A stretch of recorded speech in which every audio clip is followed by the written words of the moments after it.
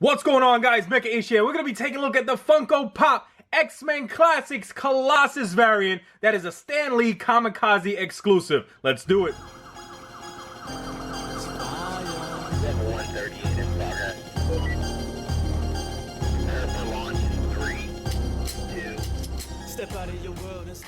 Welcome back, guys, to another Funko Pop collectible figure review, and we're going to be taking a look at one of my favorite all-time X-Men in this variant chromed out edition, and that is Colossus. Now, this Colossus is a Stan Lee Comikaze. That was a convention that Stan Lee holds. I think it's in Los Angeles. I'm not 100% sure, but it is an exclusive that appeared over there, and I think it's going to appear at some other places, maybe Hot Topic or so. You guys let me know down below, but either way, I am so happy to have this figure. And you got your standard window box here with the Pop logo on the top left. You got the X-Men logo. He is number 183. You got some nice artwork of Colossus. You got his name at the bottom, and you see the sticker right there for the Stan Lee Comikaze exclusive. On the left side of the box, you got a little bit more of the same with the Pop Marvel logos Colossus. You got the top of his head and 183. At the top of the box, you got the same deal with the Pop logo, and on this side you have the full concept artwork of Colossus. I have always been a fan of this outfit. It looks like he belongs in the WWE. Marvel Pop Colossus 183, and on the back you have the other figures coming out for this Funko Pop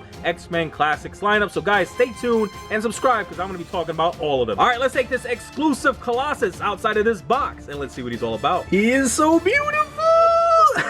I love shiny things, guys, and this Colossus has to be one of my favorite Funko Pops of all time. I mean, take a look at this very reflective vac metallized plastic being used here. He is all chromed out. I mean, I love the separation here between that glossy black flat top of his, which is nicely sculpted, and you see it's also very reflective and very shiny. But take a look at all of the silver here that's being used and how reflective it is. You can see my mug in there wearing my goofy hat, but I love the deep black eyes, nicely done. You can see the sculpt of his eyebrows, his triangular nose, and all the nice separation between the black of his hair and the vac metal of his face. And all of that shininess continues on throughout his arms, going all the way to these nicely sculpted fists and his knuckles, and all of the lines sculpted in nicely as well. Now, of course, this is Colossus in his classic look from the giant size X-Men #1. You got here the yellow and the red, which could have been painted a little bit cleaner. You see it's a little bit sloppy going down the center, but then we have this nicely painted and sculpted belt of his, which goes all the way around, and the paint applications are seemingly a lot more clean towards the back. Then we got his big red underwear going down to more of his vac metallized thighs,